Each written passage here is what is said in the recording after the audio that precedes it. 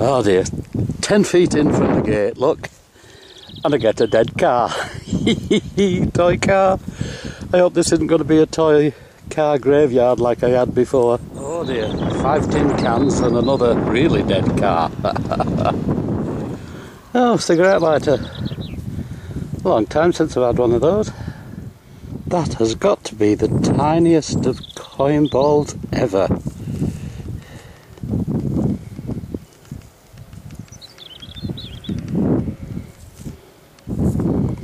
Hello, you're a button, aren't you? Ha ha ha. Yeah.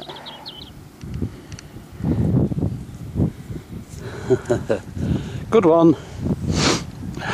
That's not good. Luckily they're blowing that way, hopefully. Well, fingers crossed it's faired up. I'm wasting my time over there, there's just a bit of modern stuff. So I'm back in the field where I found that Dutch coin, that 1768 one. I'm a fair way from the car, let's hope it just doesn't rain.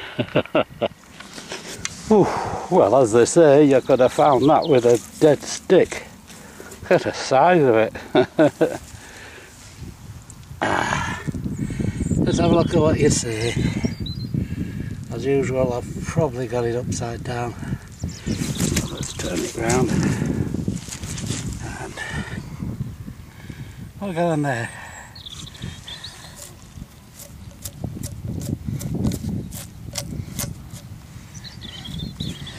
Oh God, I thought it said 16 or 9. It says 16 by 9.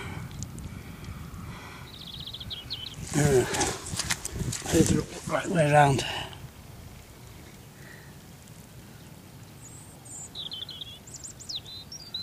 Yeah, looks like a fire grate. Oh, it's a mill tag, a mill token. Worker 161 at the Burlington shed. That were a weaving shed down in the town. That's about a mile away. So they walked over here through the fields, lost their tag on the way. I'll clean that up. Here's another of those gotchas. Look at that, it looks like a bronze coil, doesn't it? It's plastic. The signal were coming from directly underneath it. Hallelujah, I got a coin. I'll clean it up when I get home. I think it's 1806, George III. Oh, I was thinking it were going to be a no coin day today. George V, 1921. Yes, good one. I was wasting my time in those other fields. I should have been over here. Still, it's all knowledge, isn't it? A couple of bits of odds and ends. I'm keeping video to a minimum. My time is precious at the moment. Just saw this sticking out of the mud, all white. It's a pheasant's egg. Long abandoned. It's stone cold. Ah, what a shame. Now that is a key to wind up an engine, a railway engine, a large one. Oh, that's one of the very first, I should think. Okay, a time that nice, just as it's getting dark, it starts raining again, so. Okay, promised to take my wife out to dinner tonight, so I better go back and get changed and duty necessary. See you in the roundup. Hello again. I learned a lot today, actually. I didn't get many real goodies, but I learned a lot. Let's start with the weirdos, eh? I thought this was a false pullet egg that they used to put in inside the cages for the hens to help them lay eggs. But it's not, it's a pheasant egg.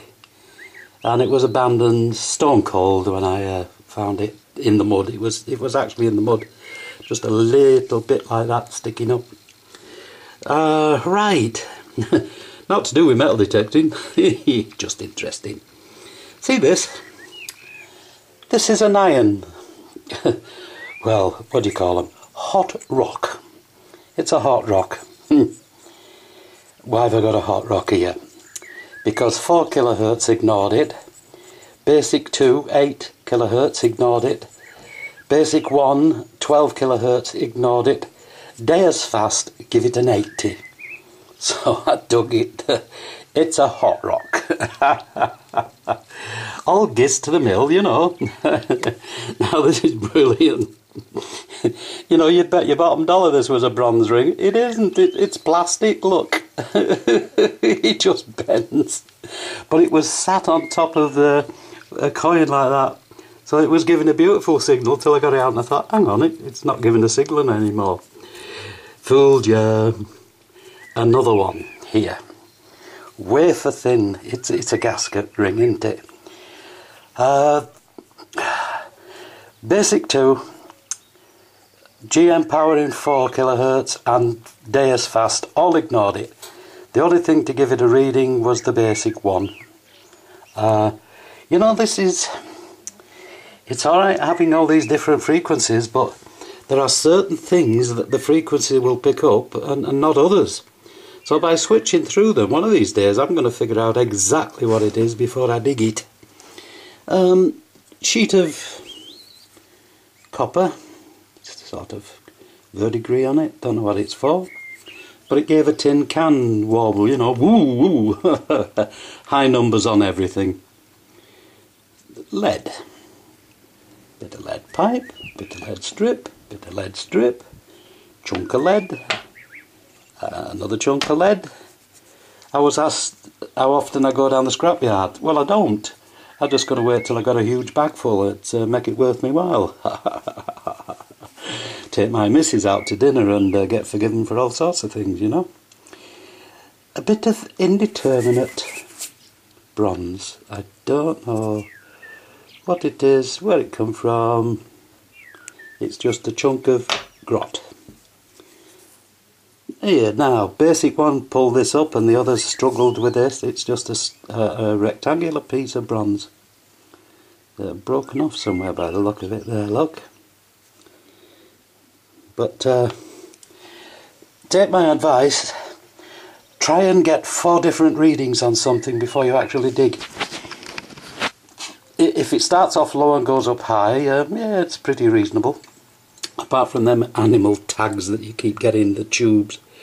Right, here we go, look. Lighter. Complete with flint. There, look. So, what is it? It's a petrol. Oh yeah, it's a petrol lighter, yeah. And they were pretty prominent in the wartime, World War II.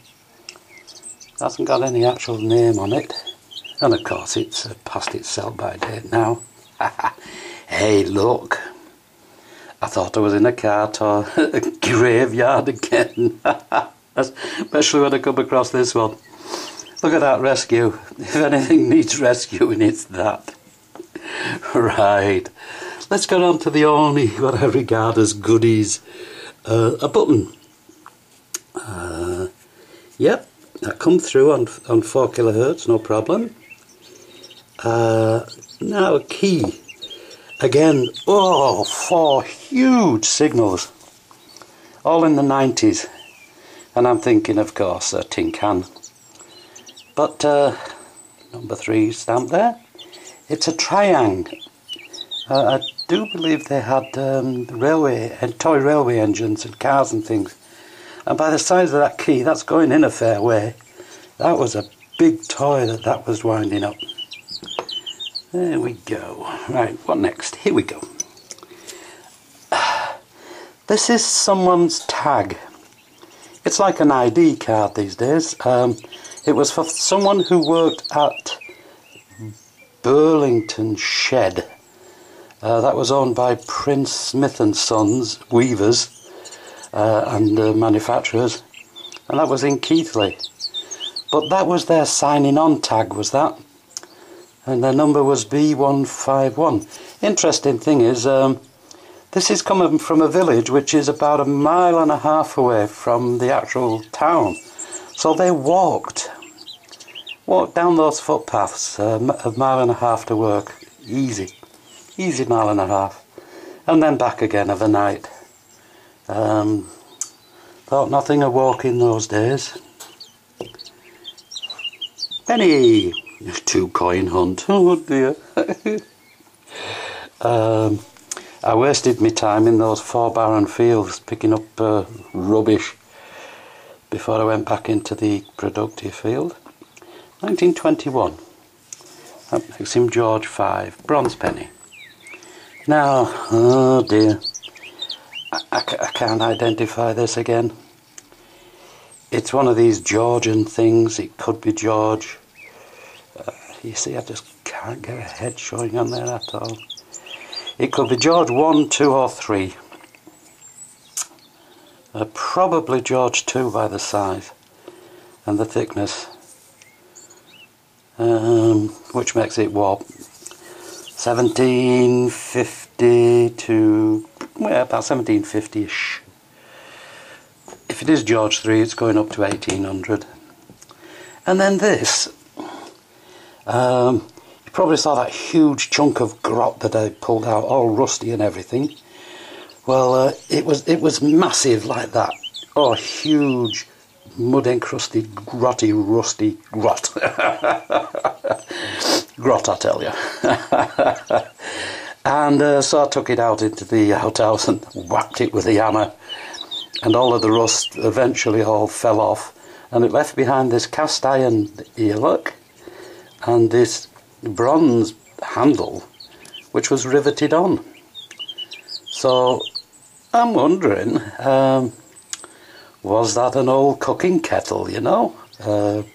Cooking pot, the old cauldron bit. So I reckon that's intriguing. Now, one find that I had I couldn't bring with me.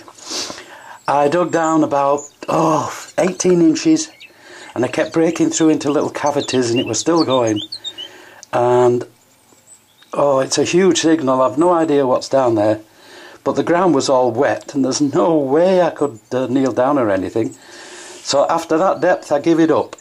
I shall go back on a dry day and I'll dig a hole you could lose anybody in. Because it could well be a big cooking pot, and if so there might be something in it. Anyway, I enjoyed it. It was a good day. It rained just a couple of times and then faired up, and then I looked at the sky and I thought, oops, time to go home, and it rained just as I was getting to the car, so that was well done. Anyway, another good hunt. Don't know if I'll be able to get out again. You've heard this before. But good luck, good hunting. Hope to see you next time. Bye.